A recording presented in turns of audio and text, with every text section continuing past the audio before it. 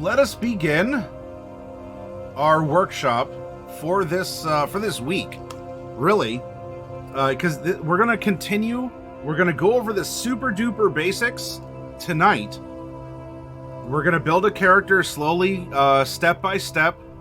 Ooh, baby, I want to get to you, girl. And in the next couple broadcasts for Thursday night and Friday night, we're going to take the concepts that we took a lot of time tonight to go through in this step-by-step process, and we're going to have a more smooth character build. But for right now, this is Baby's first Edge Runner. This is Character Creation 101. This is going into it of what do. I know that I want to play Cyberpunk. How do I make a Cyberpunk? How do I have my Cyberpunk do the Cyberpunk things in a cyberpunkish fashion? Let's find out. Now, in your books, and by the way, the PDF, the PDF is updated with any sort of errata or whatever, depending on the print of the book you have here. If it's, I think, first or second print, there's a couple little bloops in it that there's an errata form for. Nothing that's like super duper game breaking necessarily. But if you're following along in your handy dandy physical books, then we're on page 40. Although 41 is going to take us through the process with a flowchart even. Ooh, how nice. How I cyberpunk for fish. We'll have to find out. I imagine fish must still exist somewhere in the irradiated oceans of the world.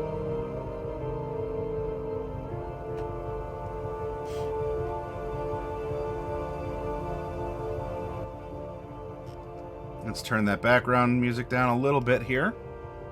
Okay.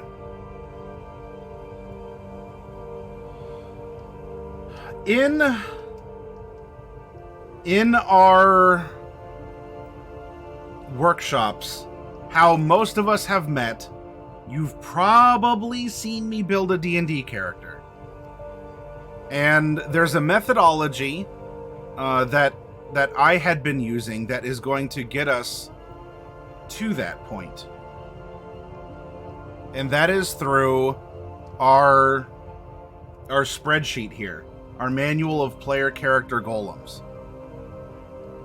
This takes us through, we rolled, we have a female character, a male character, multi-class, because most of our builds were just straight out of the core book to keep it as accessible as possible. So we had our 9 starting races, our sub races, alignment, and we would just go down the chart and have these qualities that would be determined for us by dice rolls. We're going to do something similar, though you're going to find that the Cyberpunk book is a lot more like this and is going to help build a very compelling character and not just a race class character. I am a dwarven fighter character. I am an elven wizard character.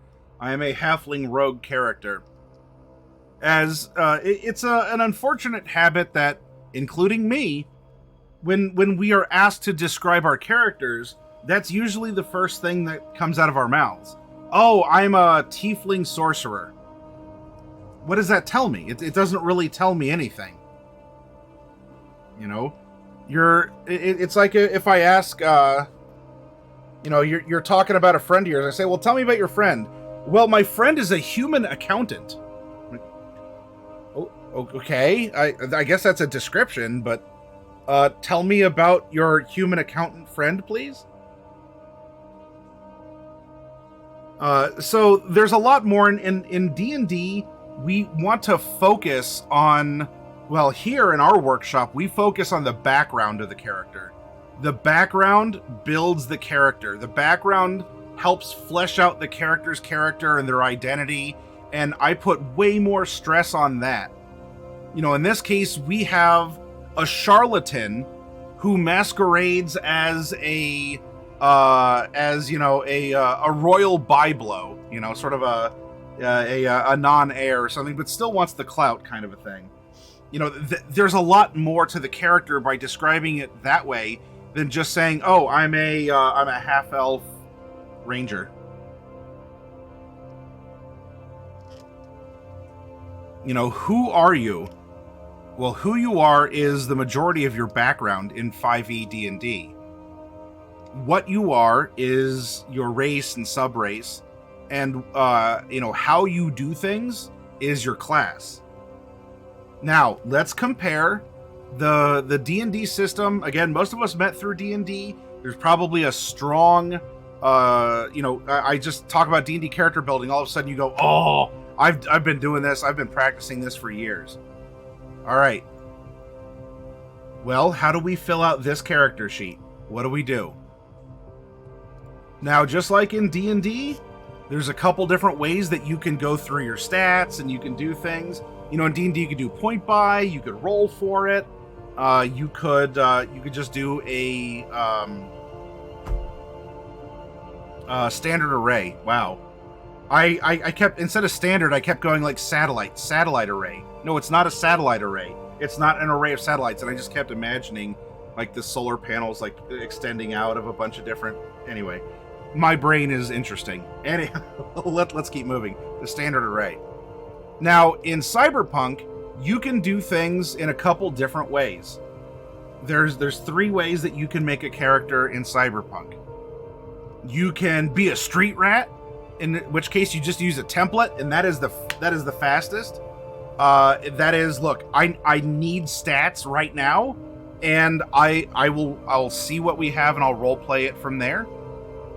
You can be an edge runner instead of a street rat, and this is something that's a little bit more flexible, a little bit. It's not like everything's handed to you, but you just go off of some fixed some charts, or you could just have the complete package. Everything is calculated, and you have a meticulous build from the ground up. None of them are especially difficult, because it's almost like me saying to you in D&D, okay, I want you to create a first level character, and for your stats, for your ability scores, I want you to use roll for it, standard array, point buy. You can. There's also like suggested gear packages and stuff like that in the player's handbook, so it should be a very similar concept. Don't let this stuff get you cross-eyed.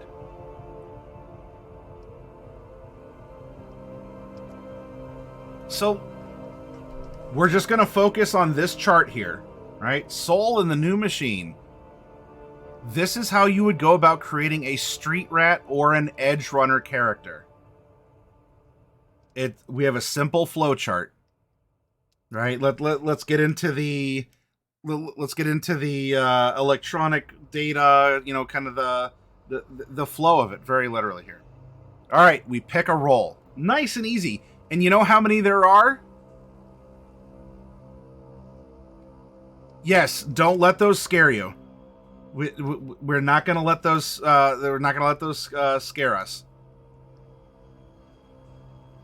It's not complex math, and just like there is in real life, there's 1,000 things that we could do with our lives. But what, we focus on 10, 12, 20? So don't worry about it. You are absolutely correct, Overlord.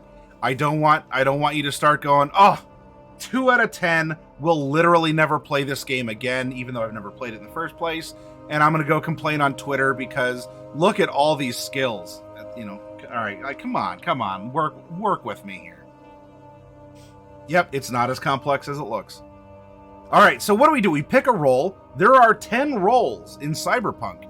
You know how convenient that is? Because a D10 is effectively the primary decision-making die in this system. And we also have a command for that in chat. let's make sure that the command is working. Overlord Chameleon, will you please type !1d10 to show off our dice rolling bot?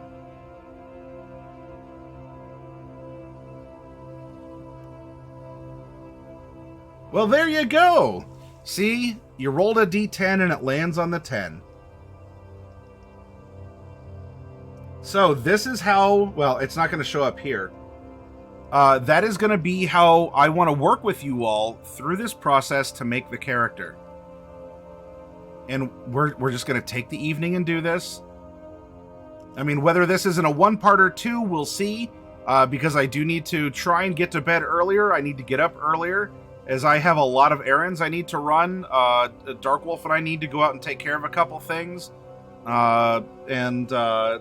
So yeah, I don't want to be dragging and be super behind for that.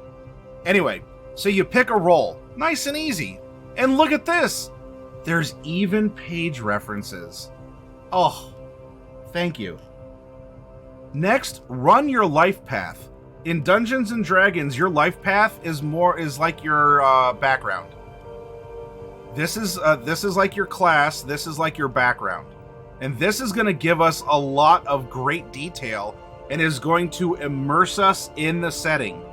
Just like you've seen me do, arguably over and above what is expected or the norm in many cases with D&D characters in our workshop. And if you can handle what we've done in our workshop, you got this. I promise, and I believe in you. All right. So we run our life path. Then we roll our statistics. In other words, in D&D terms, our ability scores. We'll calculate our derived statistics. What is that? Hold on. Good question. We're going to get there. Let's follow the arrow. Set your skills. Ugh! It's okay. It's okay. Calm down. There's a lot, but we're gonna. You'll see that it'll be easy to focus on what we're going to be, especially due to our life path. Record our weapons and armor. Record our outfit, because how you look in this system. In D&D, there's often not a lot of emphasis on what you're wearing. It's adventurer clothing, it's common clothing, it's whatever. No one really, unless it's a super rare, like you're going to infiltrate the royal gala. You're going to try and blend in with a disguise as a charlatan or something. There's usually almost nothing put into how people comport themselves or what they're wearing. In fact, it's almost the joke that everyone just walks around in full armor and with weapons on them at all times in the middle of farming villages and big cities. You know, just everywhere you go, the paladin full plate armor, sword at the ready. The rogue is just walking around with 2 loaded, ready to go hand crossbows with full leather armor on in the middle of town and all this. So, and I say this as a DM who's guilty of that as well. I am not throwing stones that also would not make me go, ow, why'd you throw a stone? So your outfit can make a difference in this setting. And then, oh, whoa, what's this? Some cyberware. Some cyberware. Interesting. Yep, style is a mechanic. We actually had a face down as the opening, I guess, conflict in our broadcast session last night, Overlord Chameleon. Our very first encounter was a face down.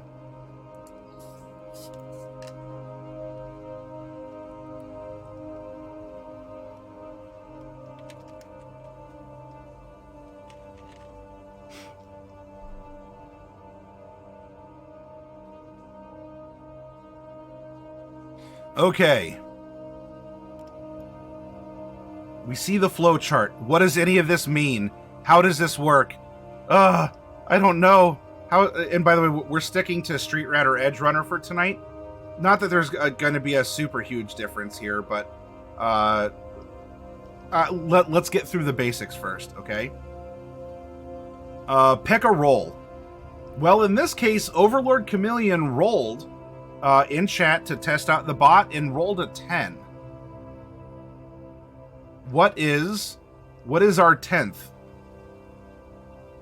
1, 2, 3, 4, 5, 6, 7, 8, 9, 10. All right, everyone, we are going to create a Nomad tonight. We're going to create a Nomad.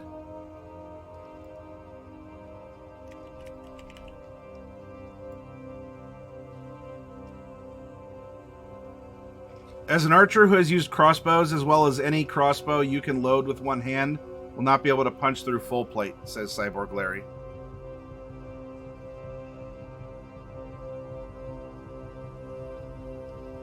So, here we go. By the way, did you notice each of the rolls takes up a page?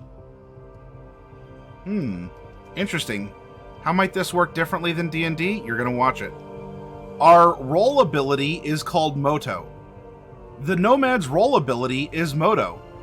Whenever a Nomad increases their rank in Moto, they have the option of adding another stock vehicle with minimum specs to their Moto rank or lower to the pool of family vehicles they have permission to use from the family motor pool, or to make an upgrade to one of their current vehicles. Thanks to being around vehicles since birth, Nomads are also able to drive any type of vehicle with tremendous skill. So let's come back over here. Our roll ability is called Moto. Pretty easy, right? So far, so good. We have our roll. This says set your roll ability to 4, and then we can read about that on another page. Okay. Not too shabby, right? We're a Nomad, we have Moto, and we're rank 4. Now, let's run our Lifepath. Lifepath. Oh, that sounds almost mystical. Well, kind of. Kind of. Let's see this character's Lifepath. Lifepath. Enhancing role-playing, fleshing out character stories, and screwing with their worldviews since 1984.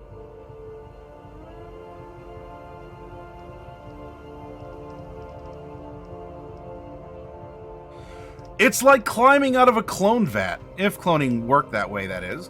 You got this half-formed person standing there dripping with slime. Maybe you've got a vague idea of where you're going with the character, but nothing else. So how do you take this blank and make them really cyberpunk? You start with the Lifepath.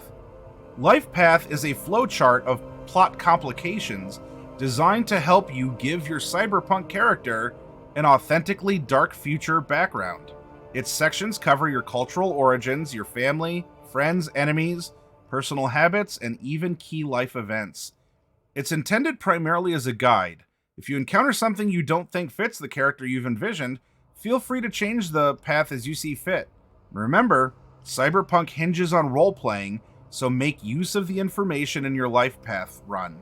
It's a guaranteed adventure generator. Hi, Kitty Bird! And hi, Osakachi! Pardon me. Alright, let's take a look at what's inside your punk's head besides the cybernetics. For each table, you're going to be rolling either 1d10 or 1d6. Those are going to be the primary dice that you need here. We are going to begin with our cultural origins.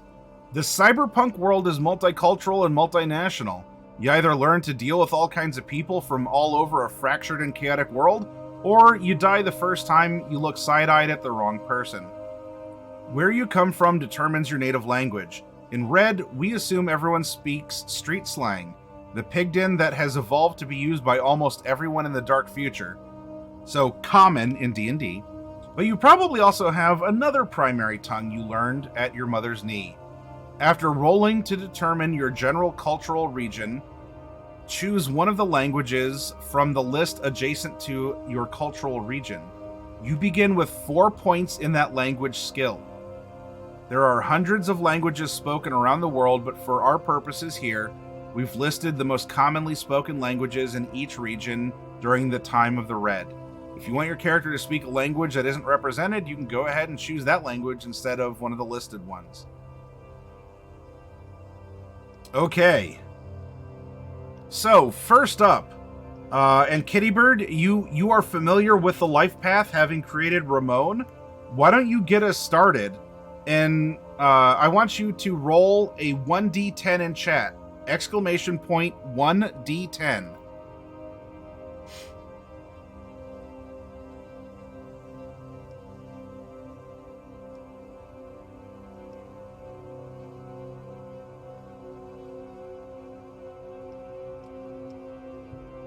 Kittybird the Shiny, are you still here?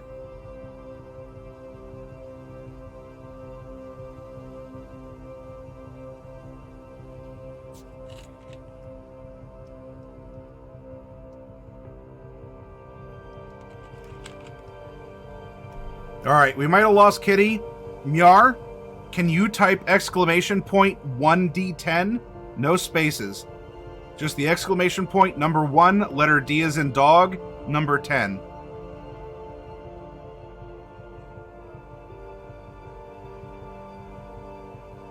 Lands on a 9. Alright, East Asian.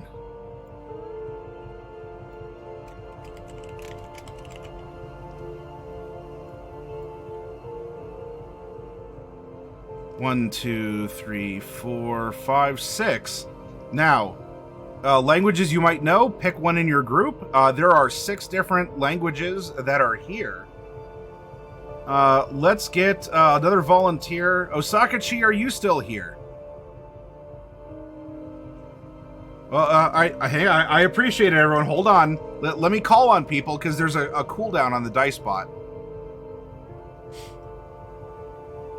I'll call out names, so if you want to participate, let me just, talk in chat or redeem a workshop dice roll. That's one of the inspiration point redeems in the channel.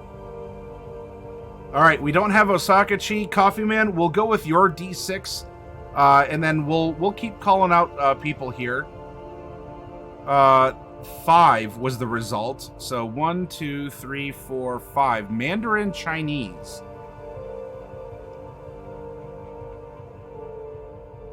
Okay.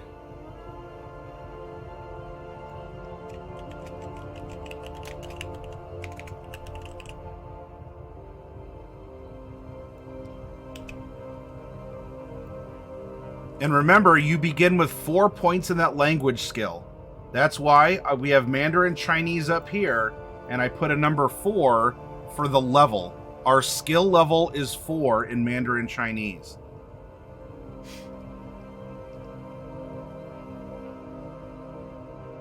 Our personality. This is what you're like as a person. Are you the kind of character that stands away from the pack, aloof and calculating? A party animal who loves to get messed up? The stable and competent professional who always has a plan? Rosewolf, you want to help? Rosewolf, I would like an exclamation point 1d10 roll from you, please.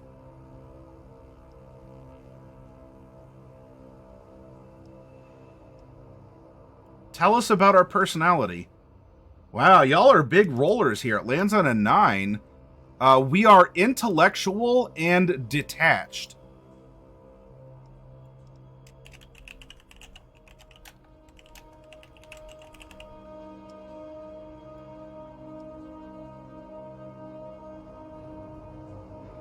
I'm glad that this is giving you good vibes then, Overlord. And you're getting to see a lot of new people learn this as well. Alright, what's important are dress and personal style. In Cyberpunk, what you look like is, to the street, a snapshot of who you are.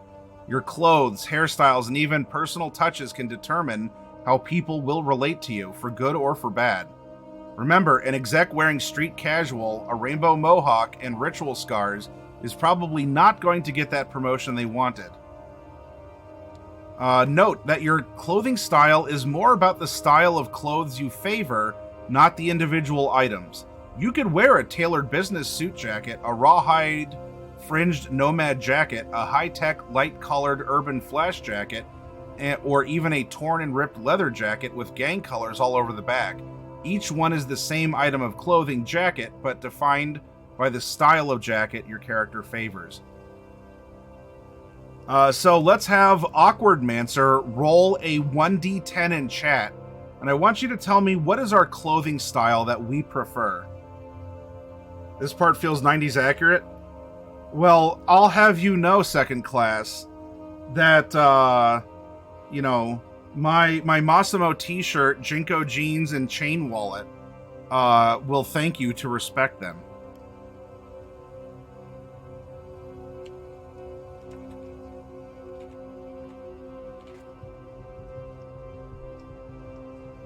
It lands on a 7. Let's see, we have... This is Bag Lady Chic. Homeless, ragged, vagrant.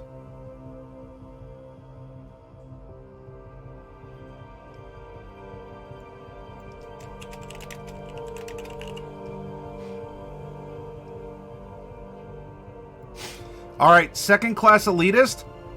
What about our hairstyle? 1d10, please. Exclamation point 1d10.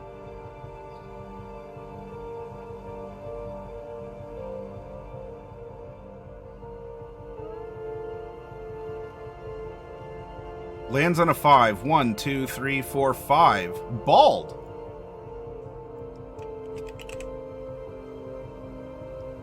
Okay.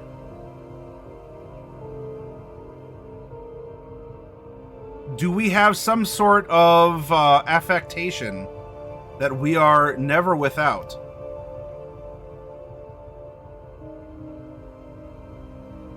And here, while there's not a choice for nothing. Of course, you don't have to have tattoos or piercings if you don't want them in this game. We'll play along. Again, we're going to go with the flowchart. We're not going to go outside of the... We're not going to color outside the lines right now. This is going to be bread and butter coloration. All right, let's see. Who's hanging out there who hasn't rolled yet? Cyborg Larry, are you still out there? Do we still have GMV? Naziro, are you out there? Slayer CJ? Pardon me. Capodrazi, Ravenstar, Noctis, are any of y'all out there? Dysfemist? Alright, Iron Chef Lord. Exclamation point 1d10, please.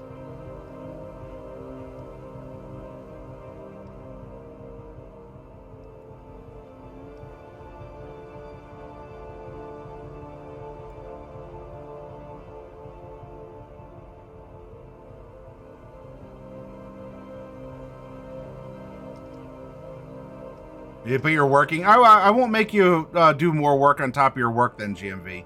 Iron Chef rolls a 5. Nose rings. Okay.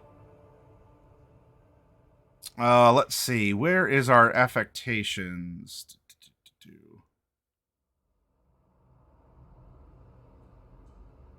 That might be in our... I'm going to make the note here.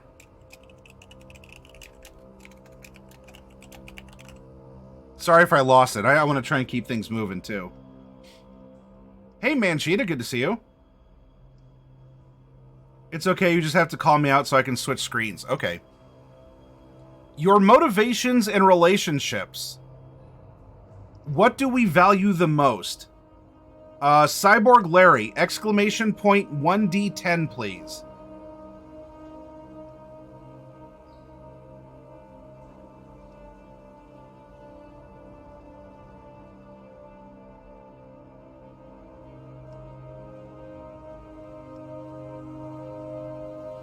Lands on a 2. Honor. And what is our feeling about people? Gamemaster's Vault, 1d10, please. Exclamation point, 1d10. Yeah, are you getting a similar vibe from how I present our 5e character building, Coffee Man? GMV rolls on a 7. People are obstacles to be destroyed if they cross me.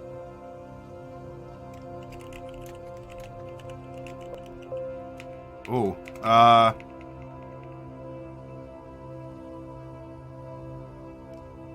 a lot of room here.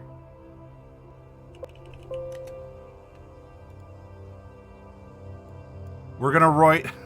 we'll just put the number down. Number 7.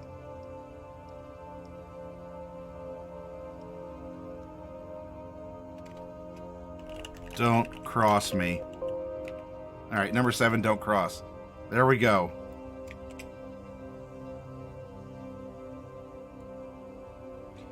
Things that we value the most.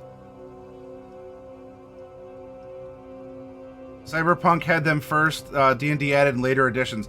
Because it really does help flesh out your character. That's exactly why in all of our characters, over all these years, it has been the focus on the background is what builds your character.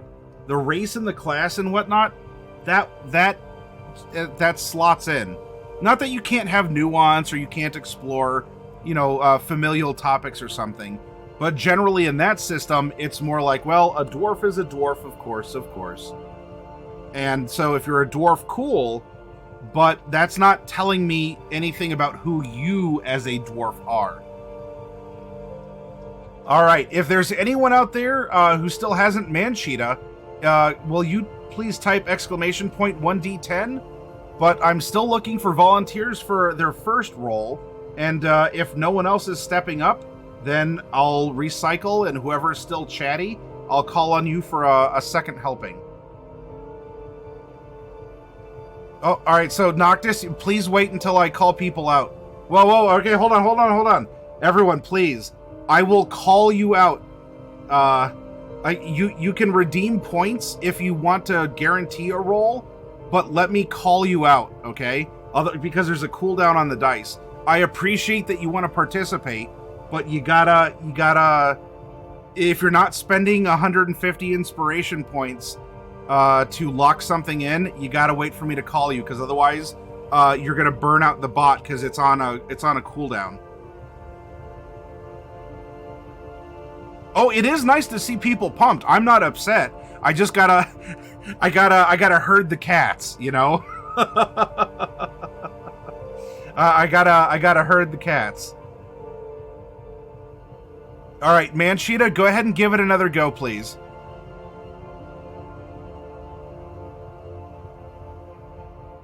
And hello, all.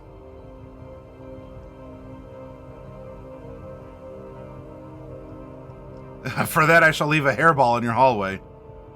Lands on a 1.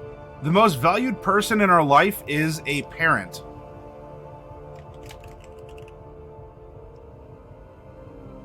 Now we come over here. What is the most valued possession? Raven, you redeem some points, so I'm going to call on you first. Raven, I need a 1d10 roll. What is our most valued possession? Lands on a 4. Look at this photograph. Interesting. A photograph of what?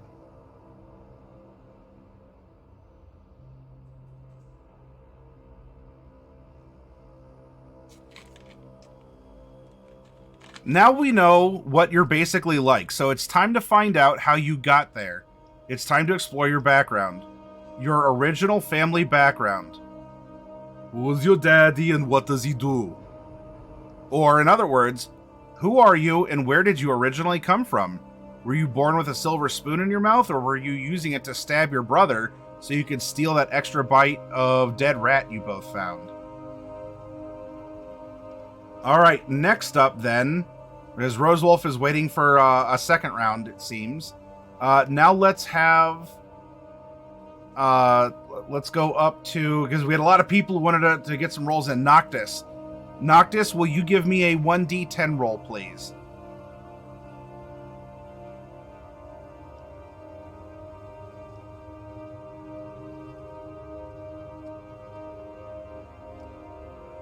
5. A gang or family. A savage, violent home in any place the gang could take over. You were usually hungry, cold, and scared. You probably didn't know who your actual parents were. Education? The gang taught you how to fight, kill, and steal. What else did you need to know?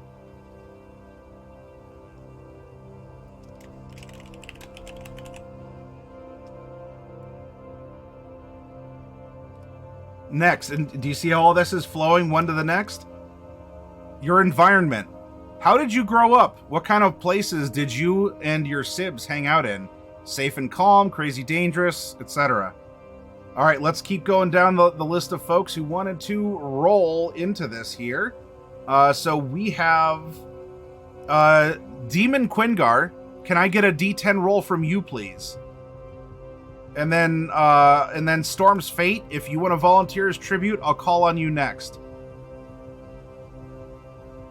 So Quingar, if you're out there, can I get, there we go, a 9. Our environment was in a drift nation, a floating offshore city that is a meeting place for all kinds of people.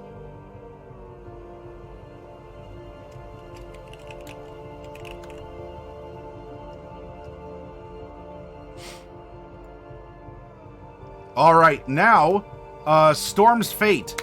It is your turn to roll a d10. What was our family crisis? In the time of the Red, the world is still recovering from a world war and other disasters. Chances are something happened to you and your family along the way. What's the story there? Hey, Overlord, I'll call on you again. You are always welcome to reminisce or talk to expand on things that I might touch on, because like I got to keep things moving. But if you or others want to expand with stories or examples or more, you are welcome to. This is not a lecture. I want this to be a conversation with us all present. All right, maybe we don't have Storm's Fate. So if there's no one else new who, or a Blood and Pavement, the penalty for you leaving a hairball in my hallway. Blood and Pavement is a 1d10 roll. Exclamation point 1d10, please.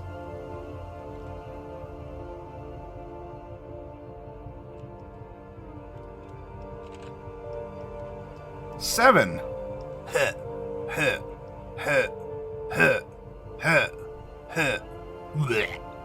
There's our 7. 7 Hercs says our family crisis is: your family is involved in a long-term conspiracy, organization, or association, such as a crime family or revolutionary group.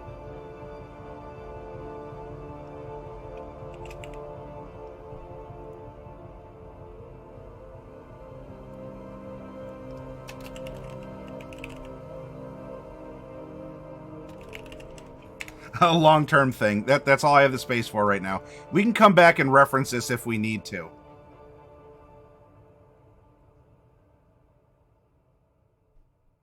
Overlord says it's funny because your Netrunner was also from a drift nation and involved in a revolution. Sounds more like a family windfall, says Bap. Oh, great, we're in the Yakuza, says Miar.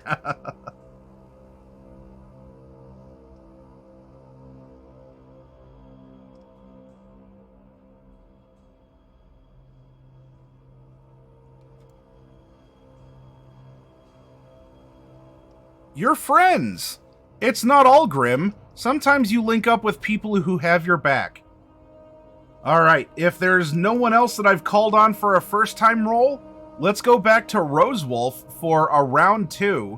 Rosewolf of the book Devouring Horde. Will you please roll a d10 in chat?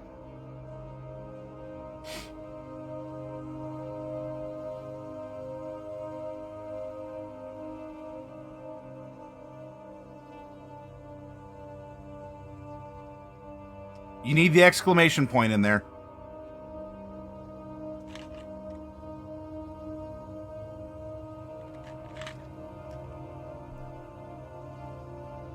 There we go. You roll a 3.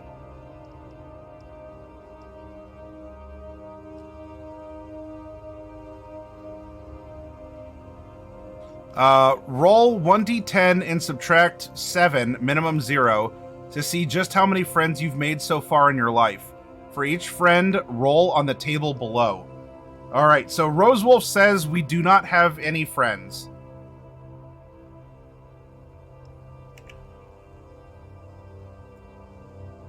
What about our enemies? Enemies are a big part of life in the cyberpunk world. You're going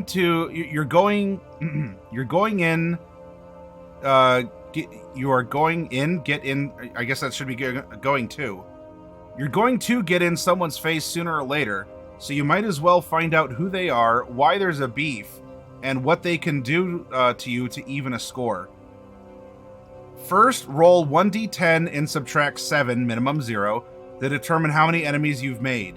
Then for each one, decide who was the injured party. Alright, let's roll again. Overlord Chameleon, do we have enemies? I need you to roll a 1d10 in chat, please, and let us know, do we have enemies?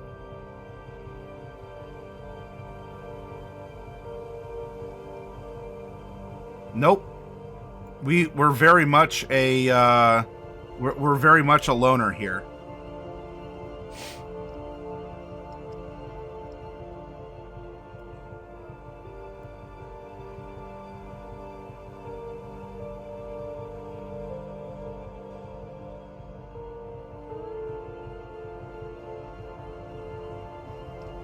It wouldn't be Cyberpunk if there was a happily ever after, now would it? You've probably been involved with someone by now, but that may not be the case.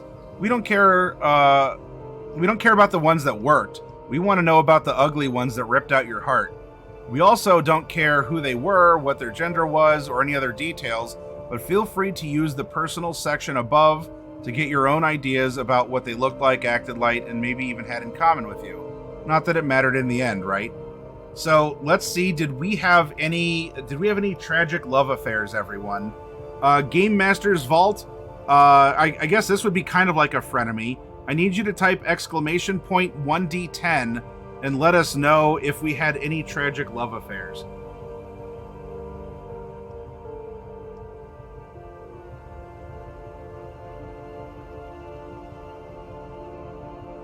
Eight!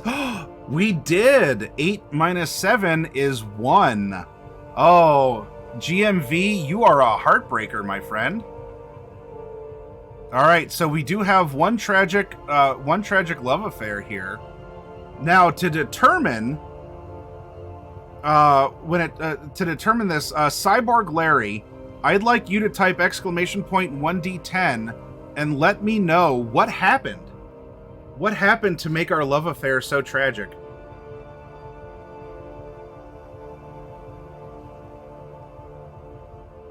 Your ex-wives would agree, GMV. Cyborg Larry rolls an 11 on a d10. So it looks like it looks like Stream Elements actually fixed that. So yeah, that I forgot. I don't think I ever brought this up on stream. So Stream Elements went down for a period of time for like a big maintenance overhaul. Do you remember that? I think it was in February. It was something like that, right? Stream Elements like went down for a while. And they must have fixed their dice rolling bot. And so what I had to do before whatever this big maintenance was, if I wanted their dice bot to roll a d20, I had to put the range between 1 and 21.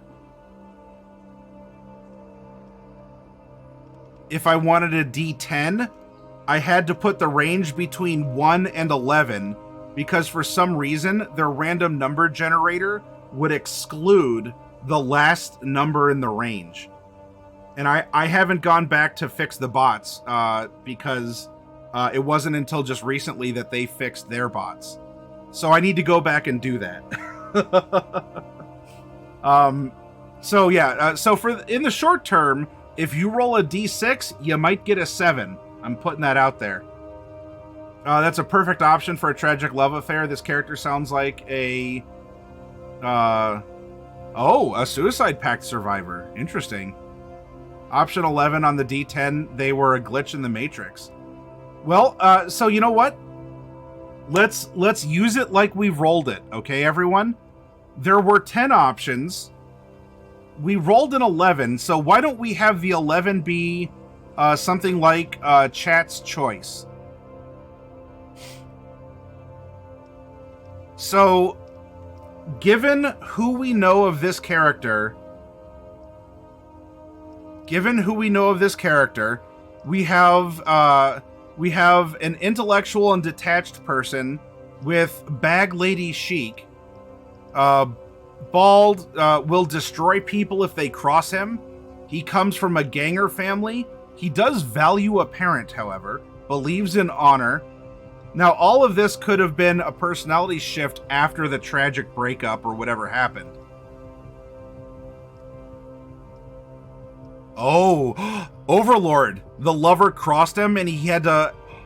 How about this? The lover crossed him and the gang made him take out the lover. Right? The lover knew too much or went to a place that he or she shouldn't have been. Yeah, does that sound good, chat? We had to end the life of someone we loved because our lover got involved in our gang family, made it our responsibility. Mom didn't approve that. Who? You know what? Who? I mean, I've heard of stuff like shotgun weddings, but this is a shotgun funeral.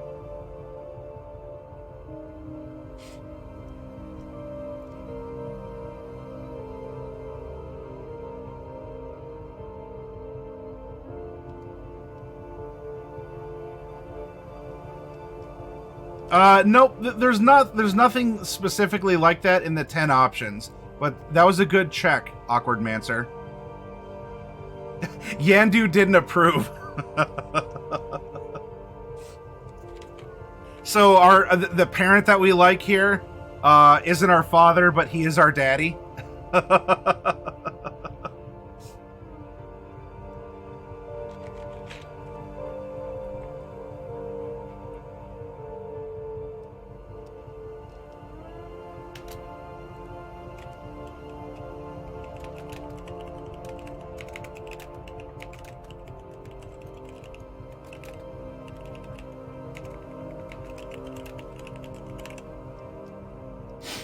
All right, so we had one. I put the note here, had to kill her as punishment for family intrusion.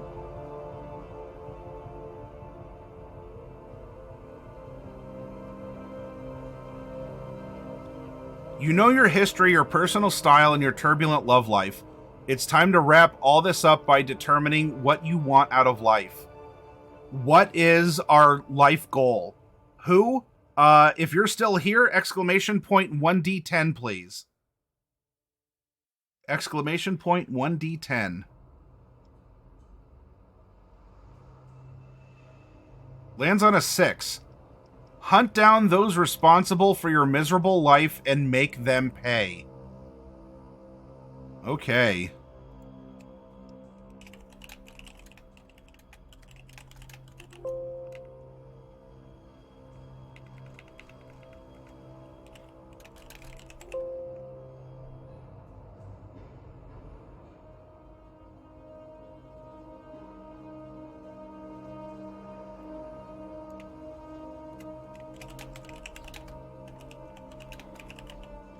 Me Angie, hunt them.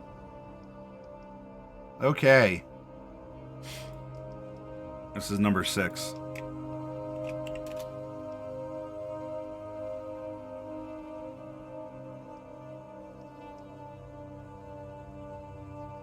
Yeah, so we're crossing over with some Conan stuff. Who? Overlord says, should also keep in mind that the character is a nomad, who are drifting families, which really works well for the gang background. Yep, in fact, now we're going to go into our role-based life path. So, specifically as a nomad, What do we do here? Our role-specific life path is down here. Our pack size. So chat, look, we're all friends here, and it's okay, like, you know, just between us. How big is your pack? And can I have... who hasn't rolled a second time yet? Myar, are you still out there? I don't think Myar's rolled a second time. Myar, I need you to type exclamation point 1d6 and show me how big your pack is, please. 5, okay. A blood family, hundreds of members.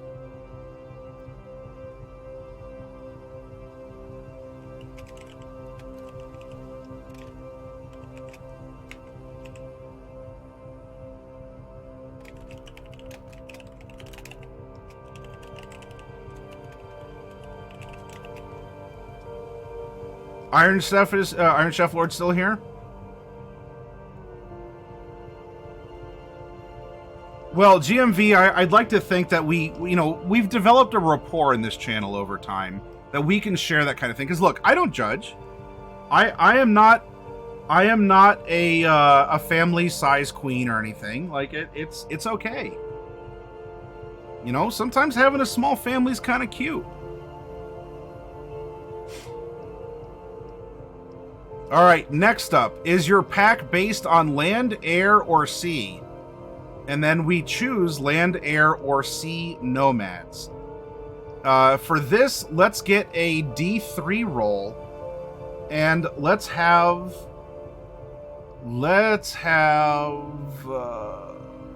Mancheetah, are you still here?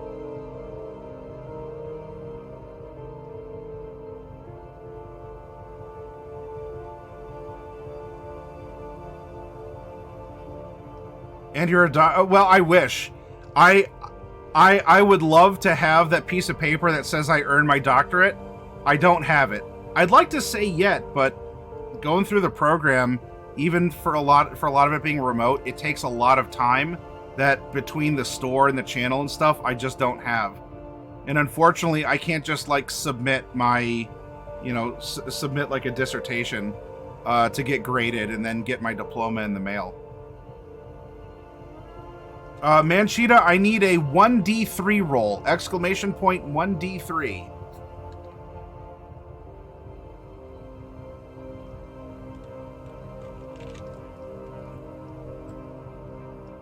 Ah, we got the mysterious 4. Okay, so we got 4 on a 3.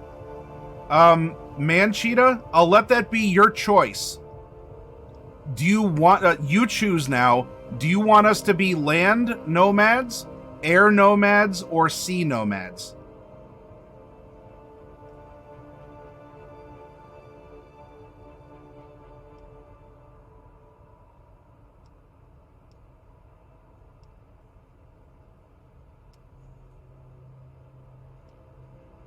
Roller's choice. No, the Fire Nation, unfortunately, look, it may be called the Time of the Red, but that's because, they kind of got dispersed. Mancheetah wants us to be air nomads. Okay.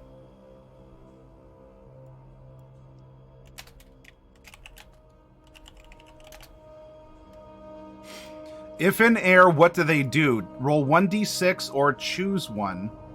Yeah, the Fire Nation attacked and lost. Yep. Blood and Pavement, can I get a 1d6 roll from you, please? If anyone out there hasn't rolled at all, speak up and let me know. You can also spend, it's just 150 inspiration points. Y'all have a lot of that stuff. You can guarantee a roll with that. Otherwise, talk in chat and I'll see who's active and I'll call on you. It steps on a 6. Combat Support.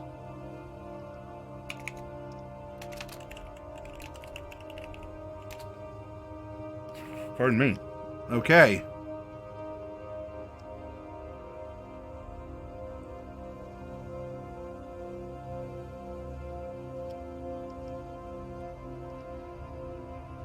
What did you do for your pack? Let's have... Ravenstar, are you still out there? Ravenstar, if you're out there, can I get a 1d6? Storm's Fate, I don't know if you're still hanging out. Or Noctis Silence.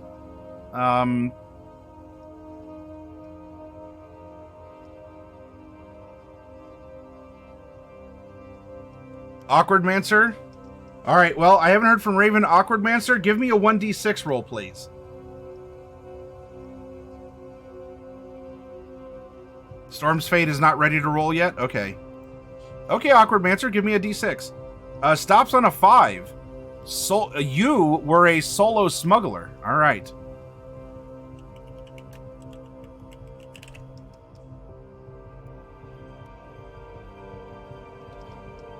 What's your pack's overall philosophy? Next is a 1d6.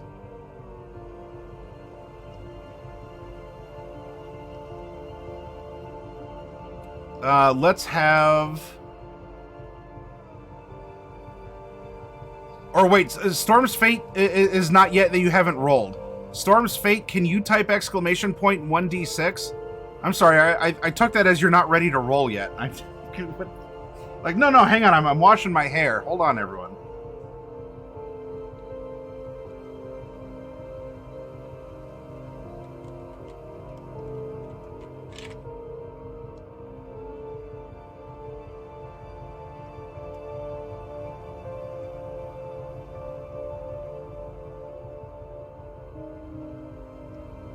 Stops on a 5.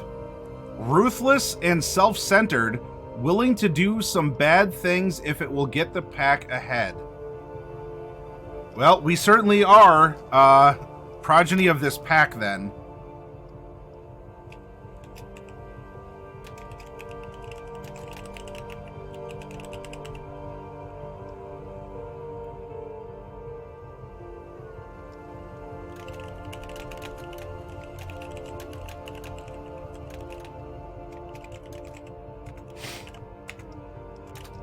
Okay, it does. So, for all of you out there, if you're new here, you might not have seen this happen in our workshop.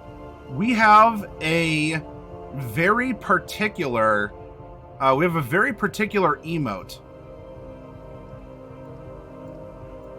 Now, some channels have OWOs, and some channels have UWOs. In this channel, we have IWIs. IWI stands for It Writes Itself. The story is writing itself before our very eyes. Nomad pack of a bunch of Chinese, East Asian ruthless combat pilots. Amazing, says Overlord. Yep, so we have IWIs, and you're watching this happen right in front of us. Trust in it, and trust in yourself to read the bones as we cast them, okay? We are all practicing, Haruspecs. Who's gunning for your pack? Well, someone doesn't like our family. Who's it gonna be? Storm's Fate, because you only rolled once, let's have you, kind of give a double tap here. I want you to roll a second time. Give me a 1d6, Storm's Fate.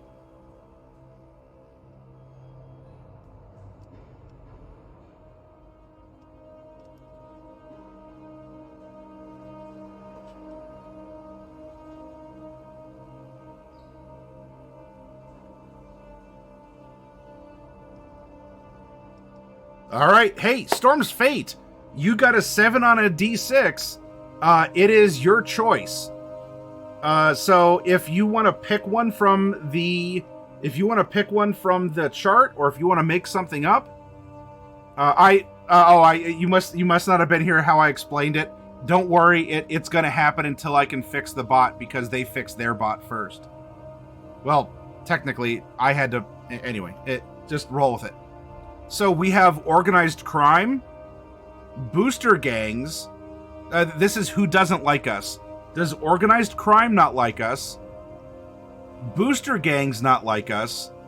Drug runners not like us? dirty politicians not like us, rival packs in the same business not like us, dirty cops don't like us, or something or someone else. Now, as for our family, we are East Asian air nomads that offer combat support.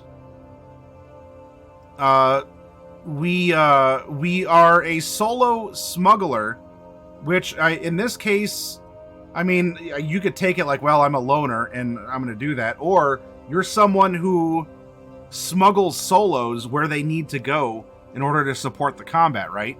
It's like dropping an assassin where you need to have something happen.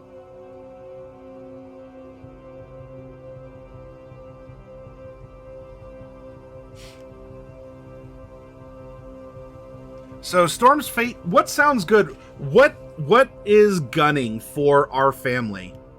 I guess besides us, because our family really messed us up by having us execute our own lover for knowing too much.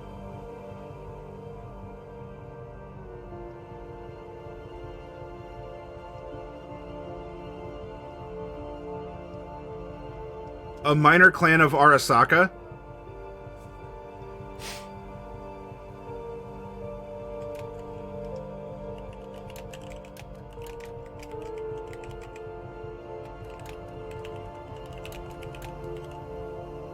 Okay.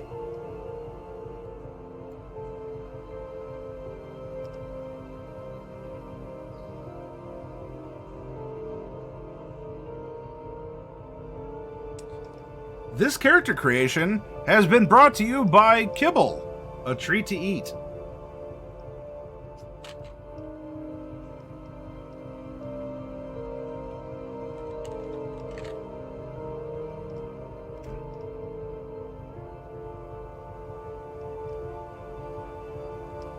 You won't be the wimp anymore with Pro Kibble.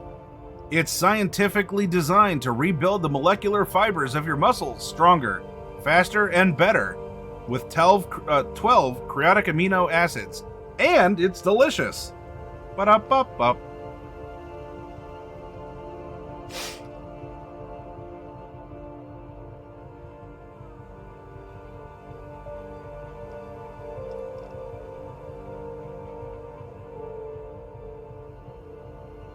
Okay, let's go back. What did we do? We picked a role. We ran our life path. And next, we're going to roll our statistics. Kind of. You'll see what we mean here. Now, if we look at the quick Streetrat method, when using the Streetrat option, you roll 1d10 and then copy the numbers adjacent to the results that roll into your character sheet. You may not move your stat around. You must transfer them written on the table for the roll.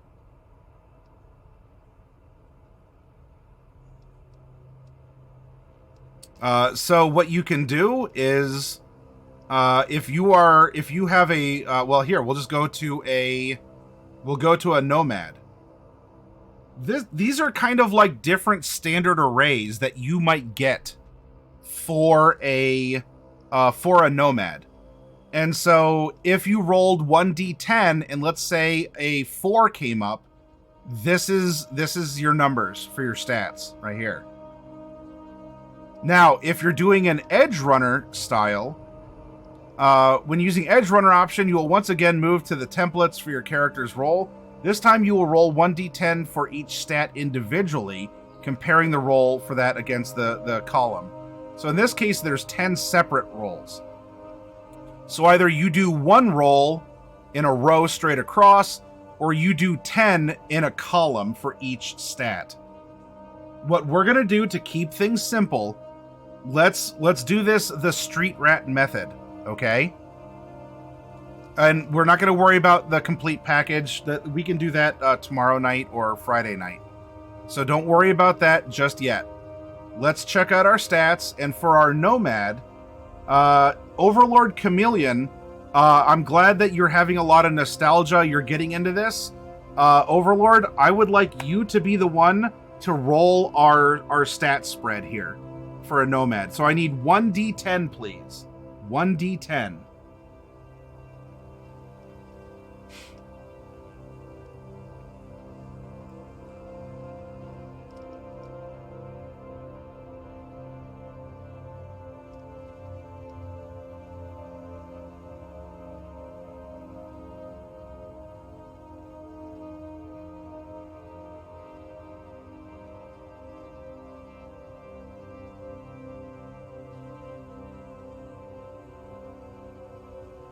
Oh, do we not have Overlord Chameleon with us? All right, Awkward Mancer, I'd like you to type exclamation point 1d10, please.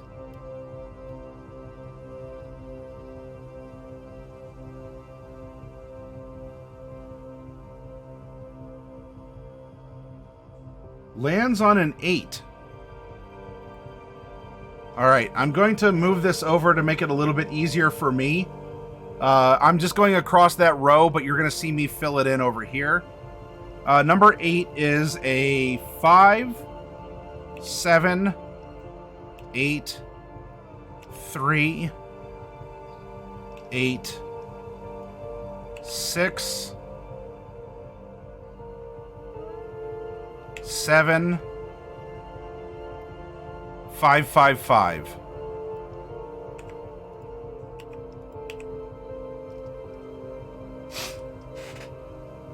Okay, and thank you for not herking that one up as a hairball in the hallway. Now, why did I put luck and empathy in the right-hand box? This little bit here says out of, and there's a mechanical reason for that here. But this is going to be our max, right? This is what we're starting with. This is what we have, because we may not have 7 luck after the events of the evening conclude in roleplay or something, or we may not have as much empathy depending on the upgrades we get. Hi, Zrock, good to see you. Now you'll see, oh, look at that. Our stat auto-populated inside the boxes. With the exception here of human perception and in conversation. So that is empathy. But I think that might be because we need to have a final number in there. So that's probably why that's not filled in yet. Because if we put 5 here, yep, that auto fills in. So we'll get to that in a moment. Hold tight, everyone. Yep, we're building a Cyberpunk character.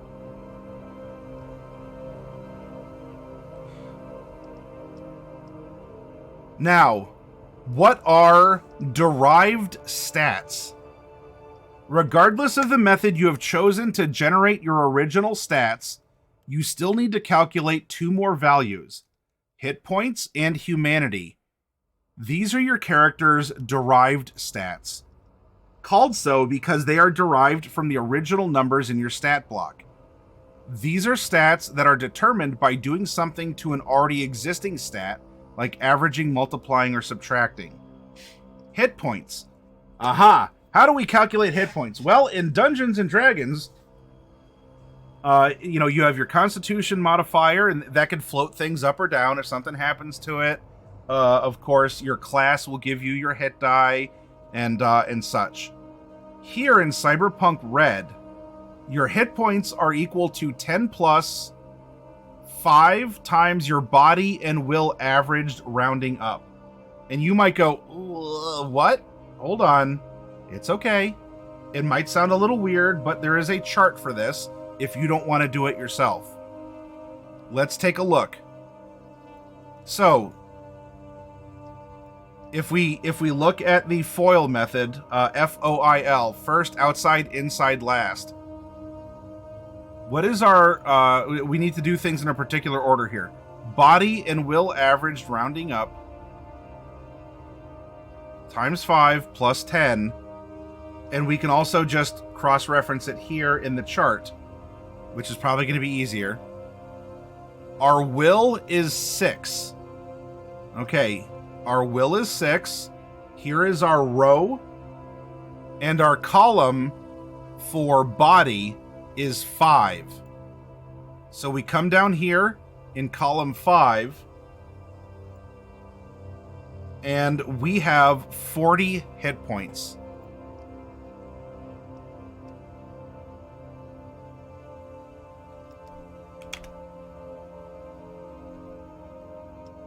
Your character's seriously wounded threshold is half their total hit points rounded up.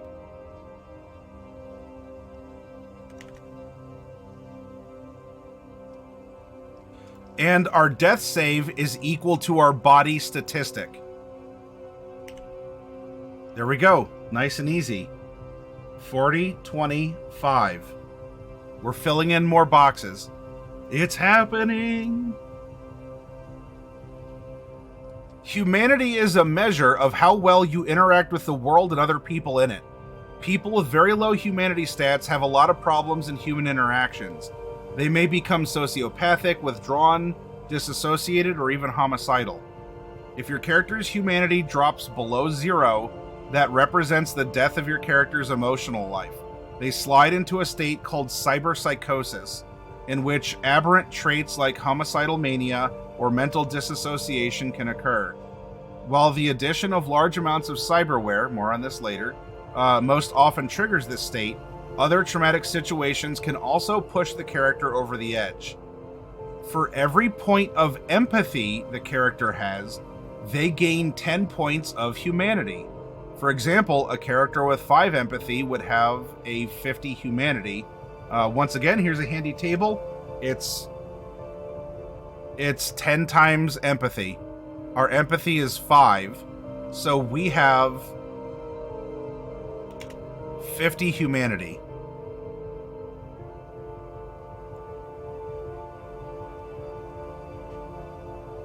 Plug these values into the humanity, hit points, seriously wounded, and death save boxes on your character sheet, and we're ready to hit the next stage of skills. Now, what I'm going to do, I'm going to stop here. I'm going to get up and just walk around a little bit, keep the blood flowing, keep everything going. So we're going to hit our break screen. If you all have to use the bathroom or get a snack or do whatever, we're going to pause here. And when we come back, let's continue the process. It'll be nice and easy as we move into the last half of our workshop. So, be right back. Give me at least 5 minutes, maybe a little bit more, we'll see, and we'll continue the process here.